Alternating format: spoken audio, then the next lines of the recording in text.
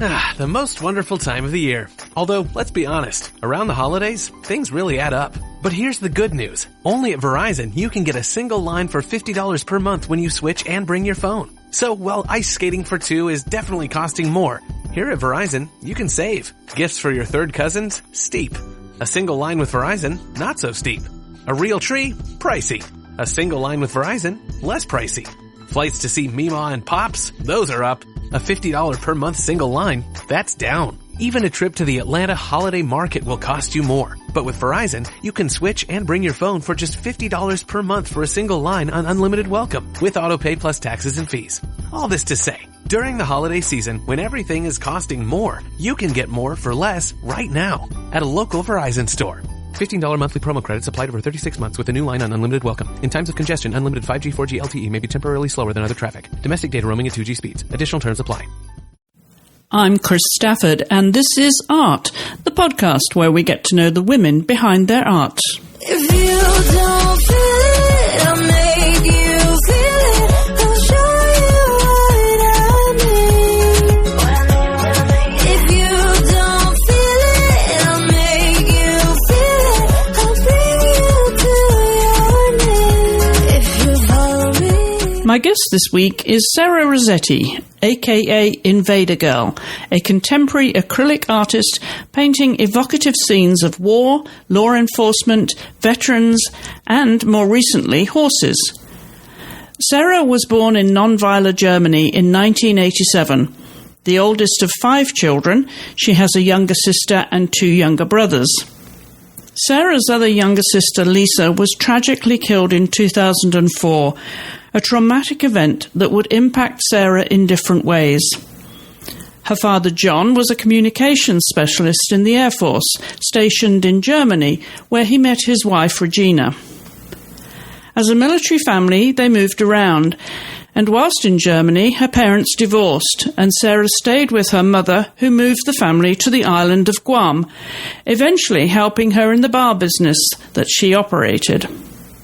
It was there that Sarah met the military personnel whose war stories would leave an impression that has influenced the art genre she specializes in today. Those graphic stories would create powerful images and inform the style of art that has become her trademark. Sarah did not feel at home as a student, and once she graduated high school in Guam, she bucked the idea of college, preferring to find her own way, untutored as an artist. She endured a struggle with alcohol that she eventually won, and, realizing that she needed a new direction, she moved to the US in 2017. She married Phil, a retired Navy CMC, and after a spell in Alexandria, the couple found their home near Haymarket, Virginia, which accommodates a large studio. For the time being, Sarah is not represented and prefers not to show her work in galleries. Instead, she has a website and takes commissions, and has an impressive work rate of 3 to 4 paintings a day. Sarah, welcome to the program, or should I say Invader Girl, welcome. Hi, thank you. Which do you prefer? Invader Girl, actually. It's the name that people gave me, and I think it's kind of fitting, so I prefer that one. Okay, so I'm going to call you Invader Girl then. It sounds very feisty. Is it in keeping with your personality? Oh, maybe. It originally, long story short, it's from a cartoon character from a show that used to run on Nickelodeon, Invader Zim. It was his sidekick, the little dog. I just thought it was the cutest thing when I was a kid, and that I used that as my Instagram handle, but nobody ever just called it Gur. They always said girl. And so eventually we just went ahead and changed it because that's how people started to refer to me, and I ended up with an artist name, Invader Girl. And presumably you sign all your work, Invader Girl. So I do, but backstory to that, I actually signed with a set of numbers when I started producing work regularly. I signed it with numbers, and so now I hide it in all the pieces. So it's kind of like an Easter egg. If you're looking, you'll find it. hopefully. They're usually very small. Oh, well, now you've started me. I'm going to be looking for the hidden number. And what's the significance? Is it coded to the number in a series, or what's the significance of the number? So the number represents my 3 siblings and a death date, actually, of one of my sisters. And so it became a way to kind of, memorialize her because she was such a powerful inspiration. So I kind of just put that in there as like a way to share that story if somebody asks, to kind of talk about her. Well, I was going to ask you about her because she died in 2004? A long time ago now. Is it a story that you care to revisit now or not? I think it's an important story because I think it's what started me on just kind of where I am now. Because for me at that time, it was such a great and devastating loss, and it was so sudden. So there wasn't anything, that could prepare you for something like that, especially at that age. So she was hit by a drunk driver. She died instantly. But it kind of started this quest of trying to understand more about, life, and, you're growing up with this massive amount of rage inside of you. And then, a lot of people didn't know, even I didn't know, I was carrying a massive amount of guilt because, I felt responsible. I felt guilty. And so I'm growing up with this. I'm not quite sure like who to reach out to or how to reach out. And then just by, just the way life sometimes works, you end up in the right place at the right time. And I got to meet these wonderful people. So the military from across the world, humans who have traveled everywhere, have seen so much and experienced a whole lot, including death.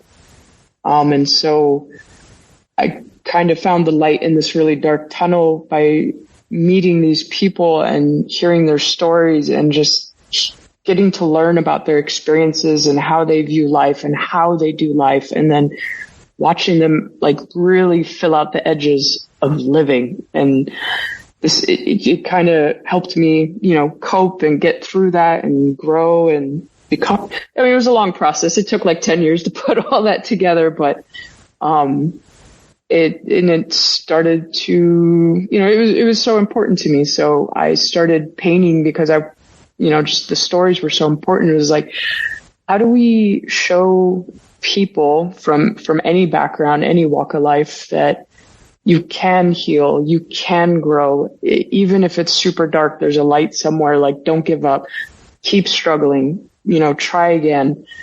And now we're here.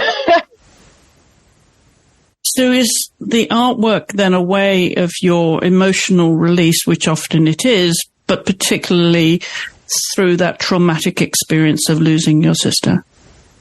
I would say a lot of it is. Most of it, there's some pieces that are, more heavily related to it than others. Like I just recently did one called Fucking Guilt. And if you don't know the story, you just assume that it's a piece about guilt. But if you know the story, you know that I carry this massive weight, and, even with so much time, it still comes up. And that's part of just being very mindful and, allowing yourself to feel and be like, okay, this is how I feel. It's all right. Go through it, process it, and, just keep trying to push that boundary of going forward. And I like being able to share that with others too, because I know I'm not the only one that is holding something like that. So to just kind of have other people being able to connect from whatever walk of life and know that there's another human out there that understands them.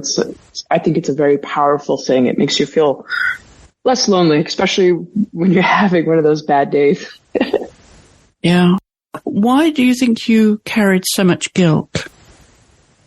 I think it had to do a lot with just how the events unfolded. I was 16, turning 17, And at the time my parents were divorced, so I was responsible for my siblings when my mom was at work. And, the accident happened because it happened, drunk driver. We're out on the streets playing around and, what we thought was a safe area. And, it's just how life unfolded, and I guess in my young mind, I just thought, I could have done something better. Maybe we should have been over here. How dare I, didn't think about these things. And I never talked about that. It wasn't until a couple years ago that it kind of dawned on me that that's what I was feeling. What was your sister's name? Her name is Lisa. We all called her Lise for short because, nicknames. Well, let's dedicate this to Lise then. Oh, thank you. And I think this is obviously a very important event in your life and your evolution as an artist now. And what we see in your work is very dynamic, is very loud. The most wonderful time of the year. Although, let's be honest, around the holidays, things really add up. But here's the good news. Only at Verizon, you can get a single line for $50 per month when you switch and bring your phone. So, while ice skating for two is definitely costing more, here at Verizon, you can save. Gifts for your third cousins? Steep. A single line with Verizon? Not so steep. A real tree? Pricey. A single line with Verizon? Less pricey. Flights to see Mima and Pops? Those are up. A $50 per month single line? That's down. Even a trip to the Atlanta Holiday Market will cost you more. But with Verizon, you can switch and bring your phone for just $50 per month for a single line on unlimited welcome with autopay plus taxes and fees. All this to say, during the holiday season, when everything is costing more, you can get more for less right now at a local Verizon store.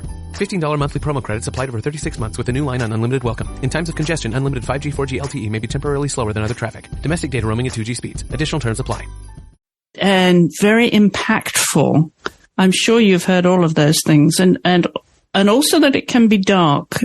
Is that something that you embrace, all of those things? Or how would you like to see it portrayed if you're listening to people talking about your art?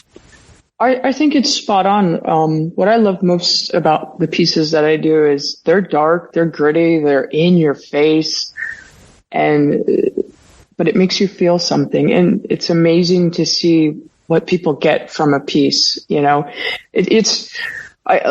like to tell other people that as an artist, it's not your job to decide if the piece is good or bad. Your job is to produce whatever's inside of you that needs to come out. The people are going to decide if it's good or bad. You have no control over that, and you shouldn't worry about it.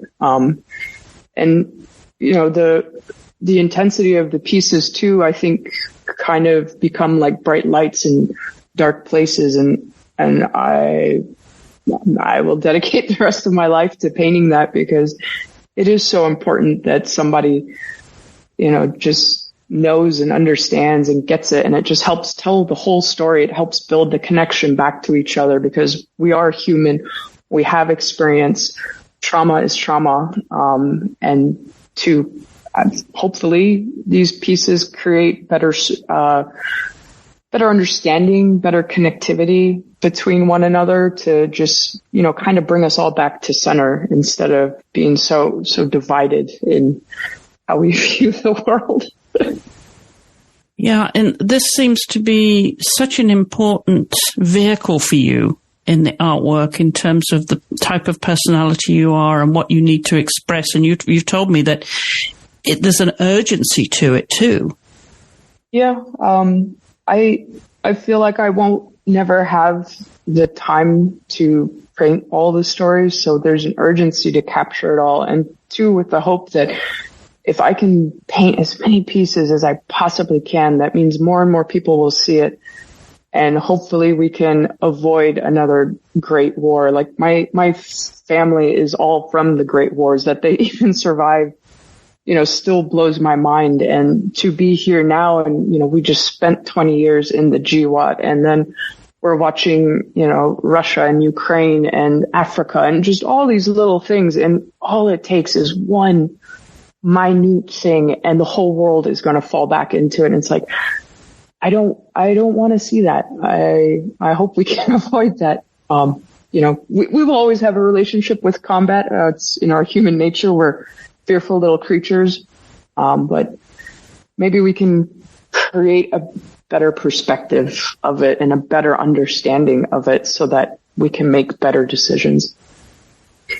And you come from a military background. Your father was in the military, born in nonviolent Germany. And I'm wondering, because of the travels that you had as a child, being moved around for your father's service, if it was ever a consideration to join the military yourself. I wanted to. I think emotionally I was just stunted at that time because we had just experienced the loss of my sister. I'm not talking to anybody. I'm angry. I'm also an angry artist. So I'm like locked up in my room painting. I think I just didn't know how to connect back to the world and have conversations. And I couldn't figure out how to start living. I was so stuck in my anger and my sorrow. My dad tried to get me to come out of my shell, and he tried the nice and he tried the yelling, and of course nothing works, especially when you're an angry teenager. You're not listening. Because at the time I thought, okay, I'm going to stay and I'm going to help with the family business, and that's going to be important because I'm helping to support, my mother and my other sister, and I'm going to just give them everything I've got. I'm going to dedicate my life to it. My dad didn't agree with that, but that's okay.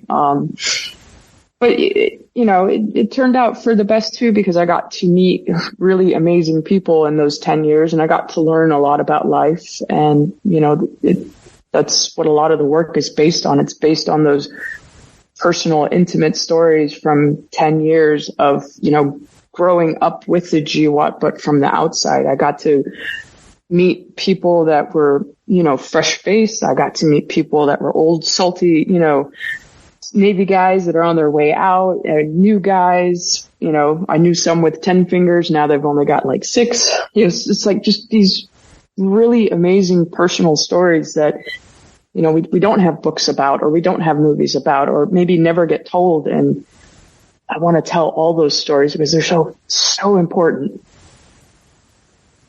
Let's wind back a little bit further to when you were growing up in Germany before you moved to Guam, or with your father, with your family.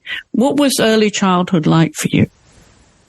I think I was pretty oblivious. I mean, we had, mom, dad, my 2 younger sisters, and loved going to school. And we were always at Oma and Opa's house on the weekends. And, my Opa, he was a historian. So we'd go to castles and churches, and he could tell you every person, every year date that this and this event happens. Like, we grew up kind of traveling the countryside and hearing about history, so there's an early sense of importance in that because my family comes from a lot of interesting history. My mom's mother ran away from the Russians when they invaded her hometown, and, they had to survive on the road. My mom's father survived the concentration camps, and made it out. And then, my father's family immigrated during, before World War II, so he's got family in Italy, and it's just amazing to see where we all come from and what events drove people to move and migrate, and then to connect back in Germany many years later. My father got stationed out there, meets my mother. The Berlin Wall is still up. It's not very popular to bring home the American baby daddy. And then, the family gets over that and they accept him, and they're super excited because they have their first grandbaby. And it's just really amazing to see all these little things that change people's perspective because this happened and that happened, and how they grow. And I just think it's really cool. I don't know. I like my childhood. Yeah. Up until 2004, it got a little weird. The most wonderful time of the year. Although, let's be honest, around the holidays, things really add up. But here's the good news. Only at Verizon, you can get a single line for $50 per month when you switch and bring your phone. So, while ice skating for 2 is definitely costing more, Here at Verizon, you can save. Gifts for your third cousins? Steep. A single line with Verizon? Not so steep. A real tree? Pricey. A single line with Verizon? Less pricey.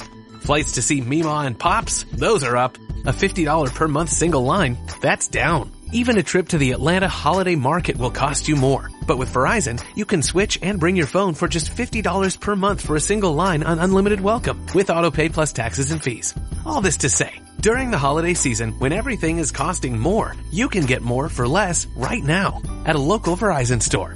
$15 monthly promo credits applied over 36 months with a new line on unlimited welcome. In times of congestion, unlimited 5G, 4G LTE may be temporarily slower than other traffic. Domestic data roaming at 2G speeds. Additional terms apply. I'm wondering about your grandparents there then and the relationship that you had with them, because I'm sure they had plenty of stories.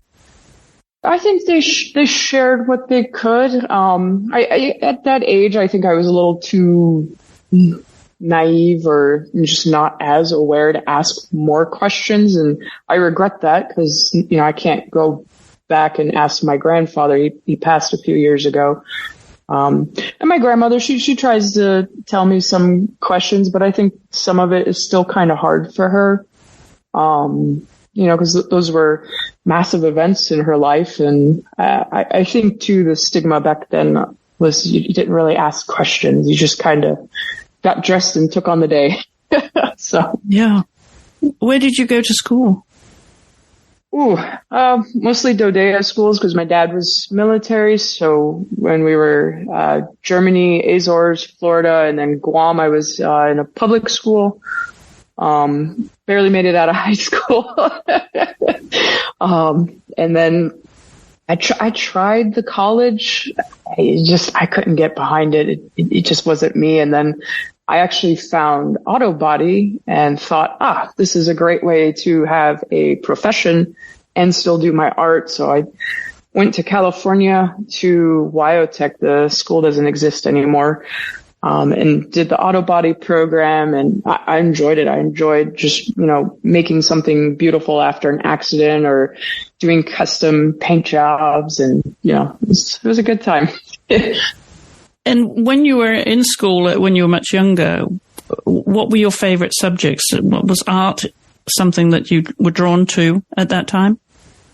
I loved art, but I'm the student that didn't do very good in my art classes.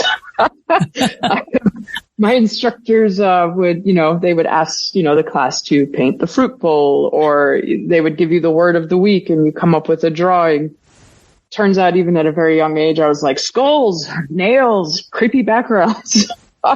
So we bumped heads a lot, and I guess I didn't quite, I couldn't just fit in the little mold. So I was always like, why do I have to shade it like this? I don't want it to look like that. And they're like, no, you need to do that. And I'm like, ew, color wheel, whatever. So I was the bad art student, even though I loved going to art class. I loved just English. I loved reading stories, history. I love hearing stories because I guess for me, stories, I can see them in my head like movies. So that's probably where that then feeds back into the art. And what about your contemporaries at the time, the friends that you would hang out with? What sort of culture and musical influences did you have? In the standard issue art kid that didn't quite fit in anywhere. I think growing up in Guam was interesting because when I went back out there, I had a German accent. So I sounded funny. We were one of 4 or 5 white kids. So we just looked a little weird, and then we sounded even weirder. I had a good little group of friends, but then after my sister passed, I got transferred to the Dodea school because my dad came back to Island, and so I was allowed to go finish high school there. And they thought it would be good to have a change of scenery and, not be around it all, which I think was pretty good. But at the same time, it pulls you right out of your friend circles, and you're in a new school, and you're also super angry, and everybody's like, what's wrong with this angry kid? So I struggled a little bit the last 2 years of high school. I I was not a very friendly person. But I got through it. I had some instructors that looked out for me. I was terrible at math, so I was barely getting through it, but my instructor was polite enough to always open up the classroom at lunch or after school. He's like, hey, come in. We'll work on the problems. You're going to do extra credit because you're failing. And I'm like, I know. So, but I had some good people that just at the right time were always there and just kind of looked out for me. So I got through.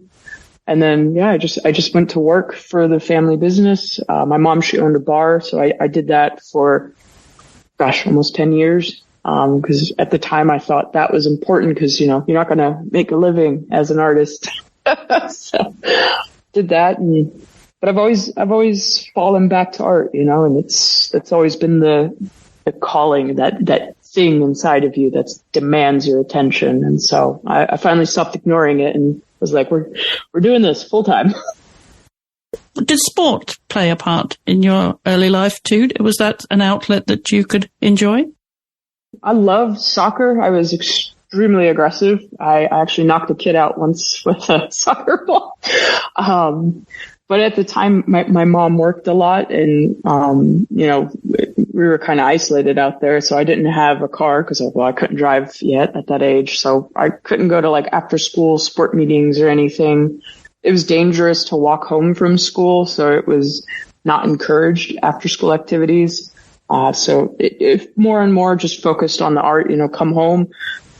Yeah, I've got sketchbooks from, the early days, just sketchbooks on sketchbooks. Because I could do art at home. I didn't have to go anywhere for that. I would have done soccer if I had more access to it. Were both your parents encouraging you then to continue your exploits as an artist? Is that something that they were, very hands-on with you and encouraged you to study art as well and art history and take you to museums and that sort of thing? Was that a route that they could see that you were going to be obviously destined for? And that sounds like it would have been a really nice childhood. No. No. Art was definitely like a no, because it wasn't a real career. You can't make a living. How are you going to get discovered? Blah, blah, blah. You need a real job. You need healthcare. You need a 401k. What are you doing? So there was a lot of pushback. And that's okay. As a parent, you want your children to succeed and have something to fall back on and, be okay in life. So I can imagine that it was quite terrifying for them their daughter is obsessed with art and this is what I'm going to do.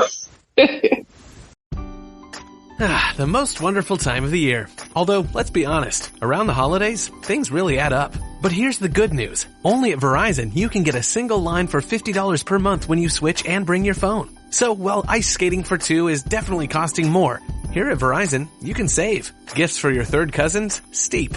A single line with Verizon? Not so steep. A real tree? Pricey. A single line with Verizon? Less pricey.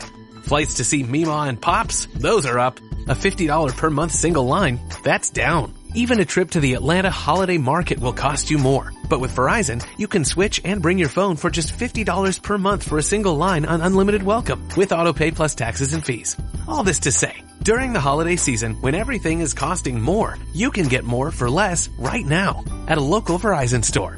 $15 monthly promo credits applied over 36 months with a new line on unlimited welcome. In times of congestion, unlimited 5G, 4G LTE may be temporarily slower than other traffic. Domestic data roaming at 2G speeds. Additional terms apply. So you were helping your mother, Regina, in the bar, and that's where you picked up a lot of influence, it seems, the military influence. This is on Guam. Yes. I'm wondering what the social life was like for you. Was that your social life in the bar? And were you totally absorbed in that and the people that you were meeting, the stories that you were hearing from the military? I think it consumed most of my life because I guess I'm the kind of person that if I'm passionate about something or I'm going to do something, I will give you everything I have until I have nothing. And so that's what I did. I opened and closed the bar. I was there on days that I was off to help, to be available, to do the little things, to run the errands. I mean, work for a German lady. They're crazy. But I learned great work ethic, and my whole life was consumed with that. It came with a cost. I might have developed a small drinking problem towards the end of it, and had to take a few years to recover from that. But there's a lot of good in it too. It's all about how you want to see it. Was that a journey you feel is completed now, your relationship with drink? I think so. I enjoy a good glass of wine or, the occasional like cider. But it's nothing like before. I think before, because at the time too, still young, still trying to put to rest a lot of, unease in my soul. And I, wasn't totally committed to the art because, I thought I was helping, the family business. So drinking became kind of this like way to kind of quiet the noise because, I just didn't know what to do with it. I didn't know how to process it or push it out. And it wasn't until a couple of years ago that I started realizing that it was coming out in the art and how much better I felt when I actually allowed myself to be really, really honest and just paint exactly what I felt without worrying about if somebody was going to like it. Like, who cares?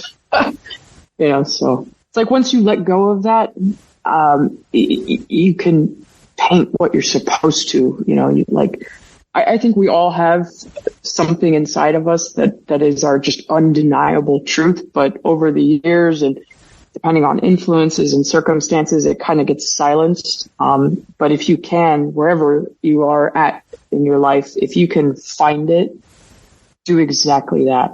Don't even worry about what somebody else has got to say because, fuck them.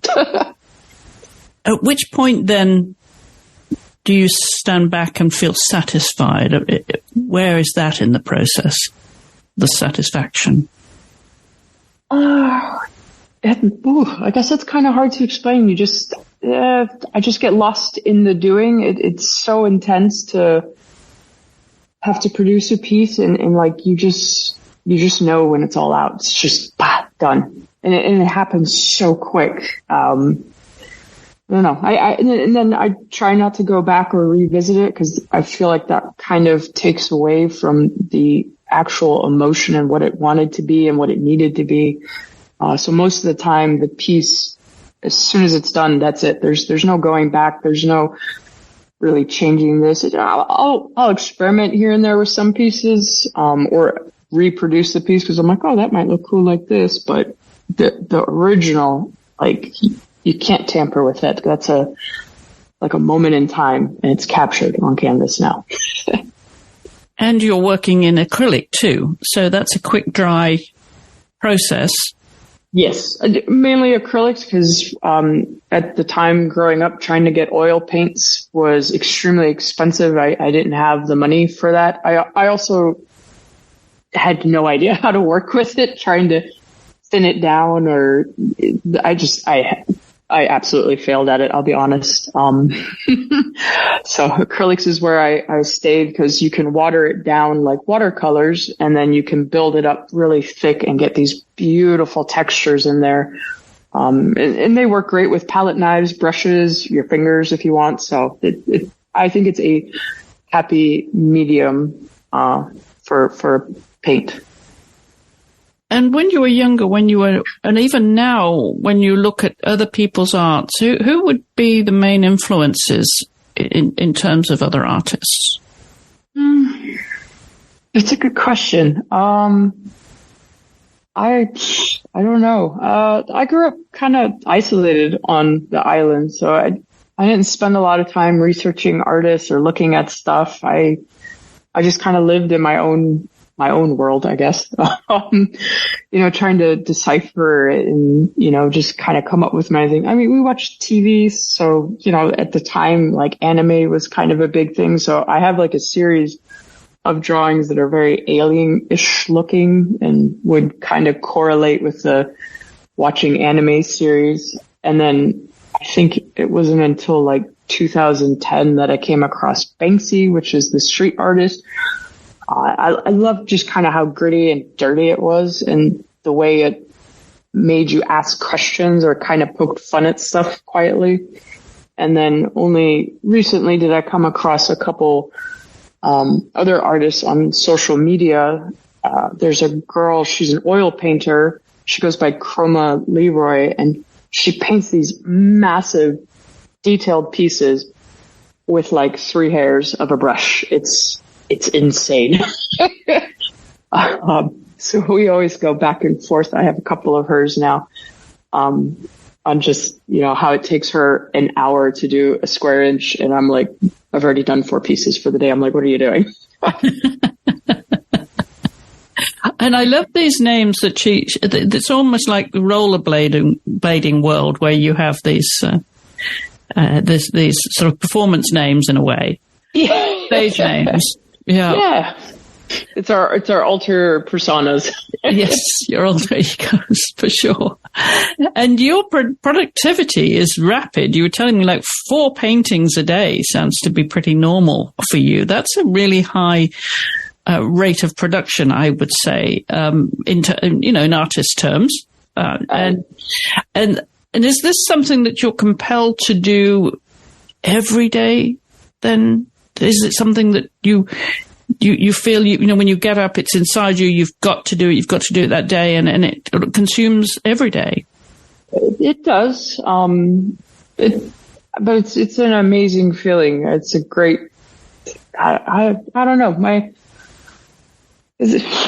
husband says I'm like a freaky empath or a great storyteller. And, with the little bit of time that each of us gets in this, grand scheme of things, it's like, I want to capitalize on it. I want to capture as much of it as I can, because there's just so much to tell, and it's one person trying to paint all of it.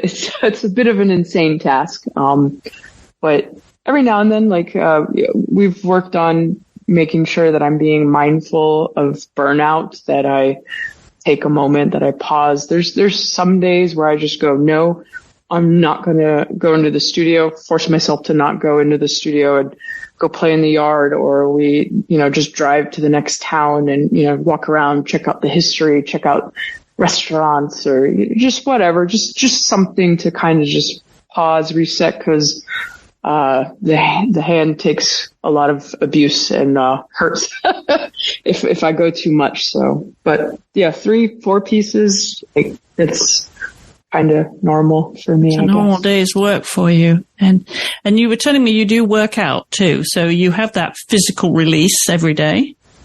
Yeah. So routine became a huge lifesaver. When I kind of burned down my old life and came to Virginia, I dedicated to routine. And the routine is every morning coffee, and then after coffee, gym. And then at around 10, is when the day, starts, like emails, phone calls, meetings, getting in the studio, packing pieces. But that small moment of just mindfulness, of quiet, it's amazing what it does. And it doesn't matter what comes at you. It's just like, I've already accomplished so much because I've enjoyed coffee. And then, I'm married now, so I get to enjoy that with my partner. And it's so fulfilling. So many people get so busy and so wrapped up, and we just forget to take a moment. I will never get enough coffee mornings with my husband. If you think about it too much, I'll start crying. But, I want to enjoy every moment. And then the gym is a great way to just kind of maybe help process some of the chaos, or because it still happens where, things come up from the past, and, they just kind of dampen the mood of the day or the morning. And it's like, I'm going to go work this out and just try to exercise that, negative energy and turn it into something more positive, more constructive. Because at the end of the day, you don't need to go get hammered. You don't need to go do drugs. You don't need to do something that's useless. Find positive, constructive ways to redirect that energy into something that's going to benefit you. Like art. Art.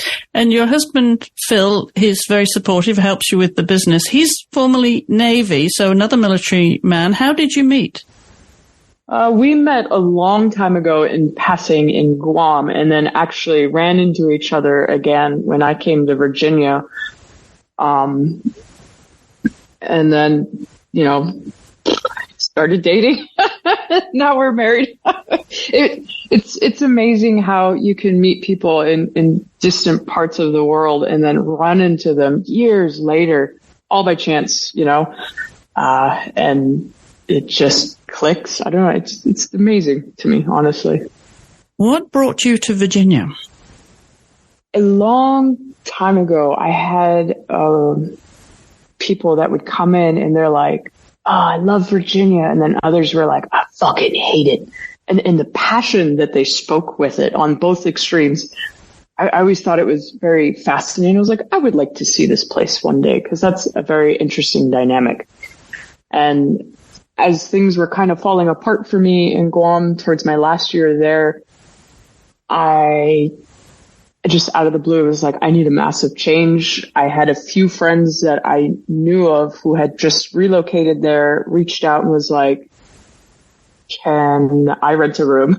They were like, what?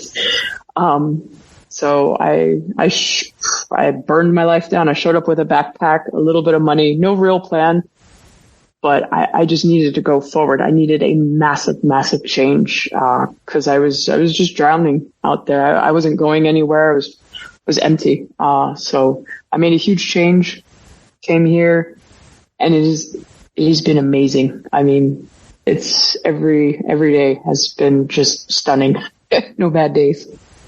And you found a property where you have space too, and I'd imagine you would need it for your art in the studio alone. What's a typical size piece? What kind of format do you prefer to work on?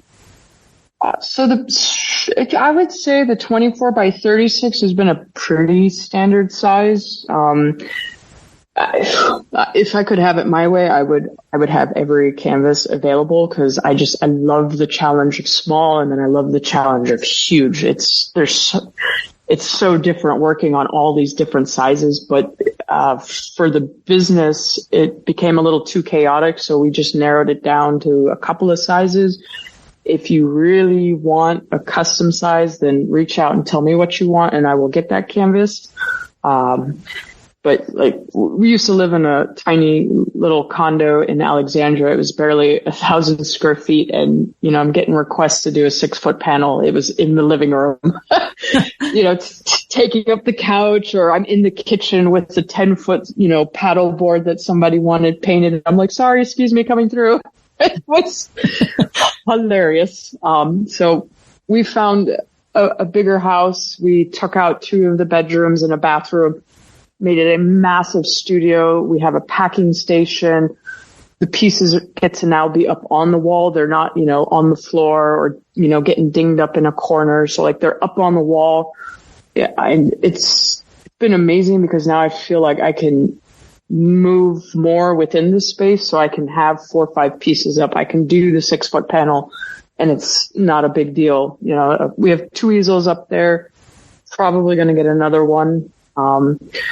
Maybe eventually start hosting more people and teaching them how to paint. I have one low-key student and she took to it overnight, and it's been really amazing to give somebody those tools on how to process the negative or the positive even and get it out on canvas, because it's a way to filter some of that, horrible energy and just do something constructive. And so if I can give those tools to others, then I've done my job. And so, yeah, we might start getting more students. It's not there yet, but we're working on it. So workshops in the future, and you don't show your work in galleries and museums and so on, and that's a choice. You were telling me that is not something you choose to do, but you prefer to work on commissions. Oh, I don't mind commissions, cause again, people have stories that they want to share or tell or leave behind, or, so many different things. And so if I can, I will try to take them on. Commissions are hard because you don't always get it right. And, sometimes you just totally fail and then you're like, oh man, I really ruined that. But we don't do galleries or representation or anything like that just because we've kind of built this entire business our way.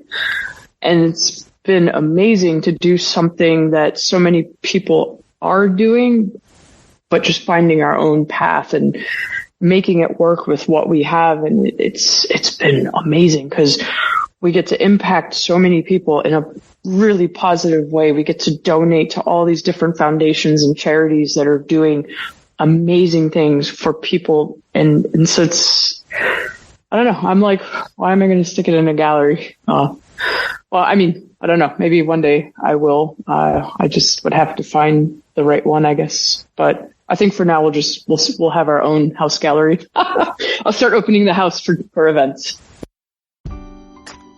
The most wonderful time of the year. Although, let's be honest, around the holidays, things really add up. But here's the good news. Only at Verizon, you can get a single line for $50 per month when you switch and bring your phone. So, while ice skating for two is definitely costing more, here at Verizon, you can save. Gifts for your third cousins? Steep.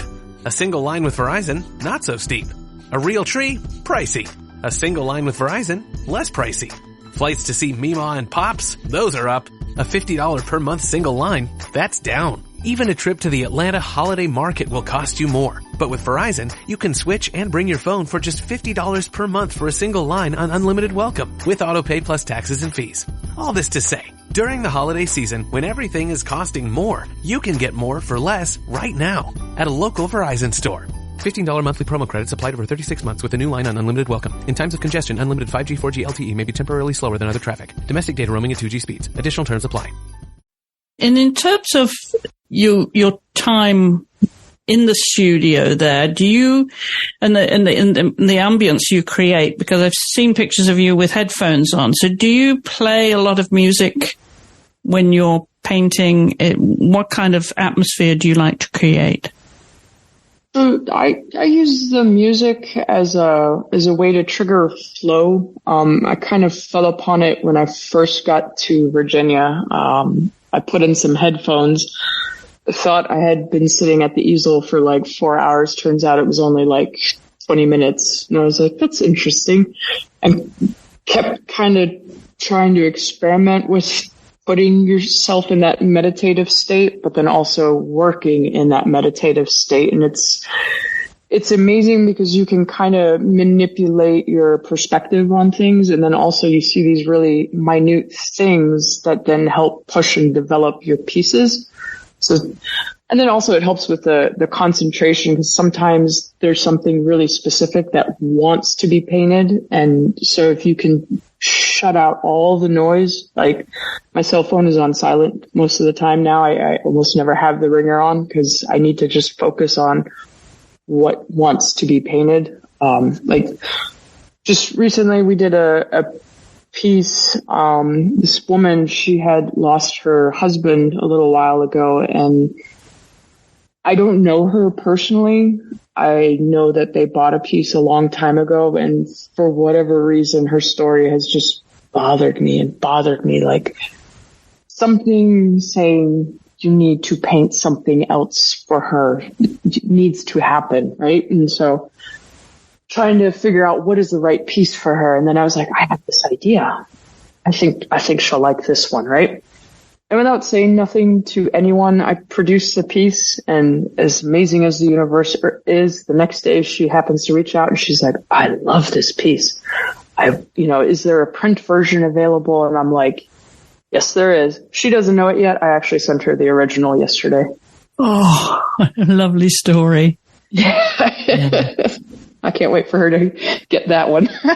Yes, you can expect your phone to ring when that happens. Yeah, probably. But yeah, the music helps. It just creates this alternate space of existence, if that makes any kind of sense. And I can work in there. I can take the colors apart. I can put the texture together. The palette knife, just moves so much better. Like it's amazing what you can do if you can trigger flow and turn it on and off when you need it, Yeah.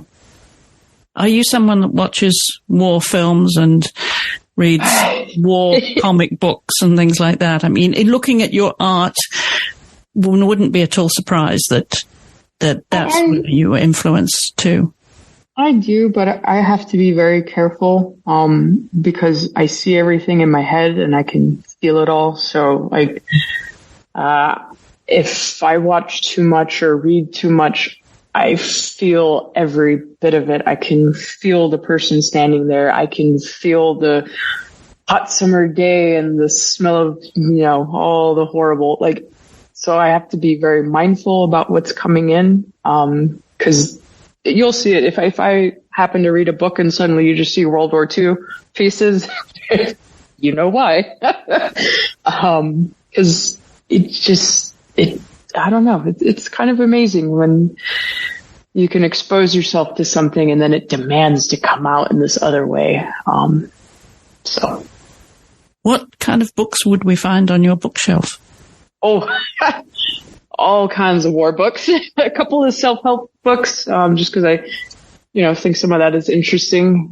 They do get a little repetitive after a while, but a lot of it is war books.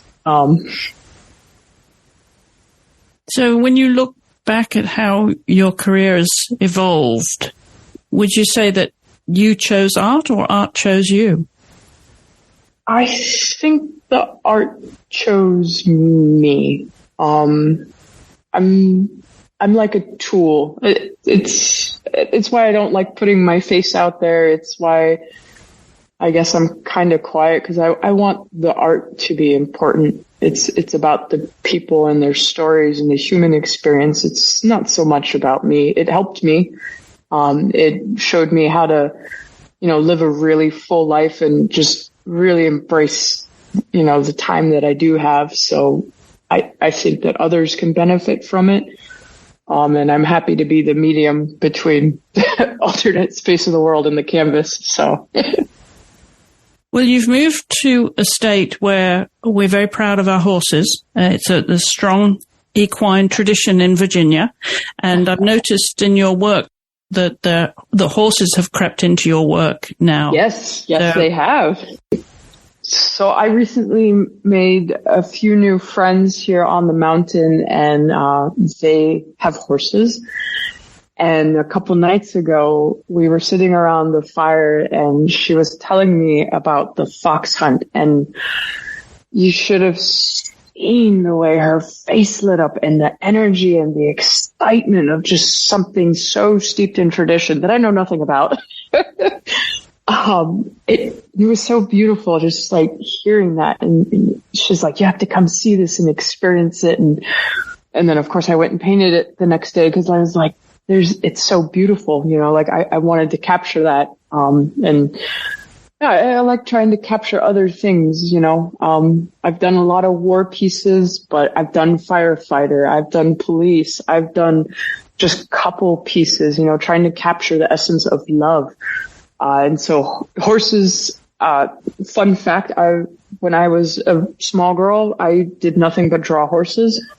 I've just haven't ridden in a very long time. So, but it is like a first love. And then just kind of fortuitously having friends that are into horses, and then being here and, driving through the countryside and just seeing, all these beautiful equestrians and the land and the horses everywhere. I'm like, this is amazing. So it kind of feeds that child in me again. I knew we had something in common. And with these horses, I'm thinking of, your connection with all the horse-related scenes that are available to you in Virginia. But I'm also thinking in war and in war history. One thing comes to mind, of course, is War Horse, Michael Morpurgo's fabled book, War Horse, which was turned into a play in the West End and also on Broadway, I believe. And that, I would imagine, would really sit with your type of art, and again, the history of the horse in war as well. So maybe we can expect more of those related type of images then coming off your canvas. Definitely. I look forward to that. That's wonderful. Wonderful. Awesome. Well, Sarah, since we're virtually neighbours, I'm hoping to meet you soon and actually see your art in real life. I would love that. Please come by sometime. Thank you so much, and thank you for sharing your story with us. Continue to be inspired. Absolutely.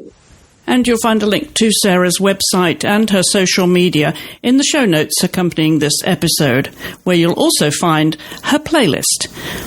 And if you're on social media, please do join us on Instagram, where you can leave any comments, questions, or suggestions for guests for the show. We would love to hear from you.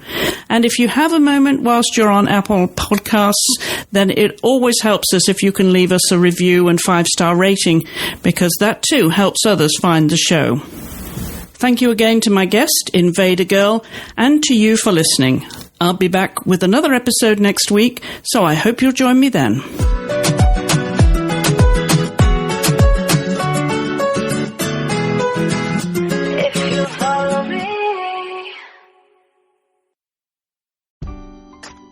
The most wonderful time of the year. Although, let's be honest, around the holidays, things really add up. But here's the good news. Only at Verizon, you can get a single line for $50 per month when you switch and bring your phone. So, while ice skating for two is definitely costing more, here at Verizon, you can save. Gifts for your third cousins? Steep. A single line with Verizon? Not so steep. A real tree? Pricey. A single line with Verizon? Less pricey. Flights to see Mima and Pops? Those are up. A $50 per month single line? That's down. Even a trip to the Atlanta Holiday Market will cost you more. But with Verizon, you can switch and bring your phone for just $50 per month for a single line on unlimited welcome, with autopay plus taxes and fees. All this to say, during the holiday season, when everything is costing more, you can get more for less right now at a local Verizon store. $15 monthly promo credits applied over 36 months with a new line on unlimited welcome. In times of congestion, unlimited 5G, 4G LTE may be temporarily slower than other traffic. Domestic data roaming at 2G speeds. Additional terms apply.